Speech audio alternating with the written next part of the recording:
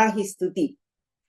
నేను శ్లోకాలు చదువుతూనే మీకు అర్థం చెప్తాను. మీకు యూట్యూబుల్లో కూడా ఉంది. మీకు ఫోన్లలో కూడా చూసుకోవచ్చు కావాలనుకుంటే. అది మీ ఇష్టం. కృష్ణవర్ణాం తు వారాహీం మహిషస్తాం మహోదరీం వరదాం దండినీం ఖడ్గం బిభ్రతీం దక్షిణకరే భయాన్ వామే సూకరస్యాం భజామ్యహం. ఇది ఫస్ట్ ధ్యాన శ్లోకం. ఎప్పుడు మనం చెప్పుకుంటున్నాము, ప్రతి స్తోత్రానికి ప్రతిదానికి మొదటి రోజే చెప్పుకున్నాము. ధ్యాన శ్లోకం ఉంటుంది. విష్ణు సహస్రనామం, లలితా సహస్రనామం, శ్యామలా దండకం, ఈవెన్ వారాహి స్తోత్రానికి కూడా మనం ధ్యాన శ్లోకం ఉంది చెప్పుకున్నాము. ఇక్కడ స్తుతికి కూడా, స్తుతి అంటే స్తోత్రం. భీష్మ స్తుతి, ప్రహ్లాద స్తుతి, కుంతి స్తుతి అని భాగవతంలో వస్తాయి.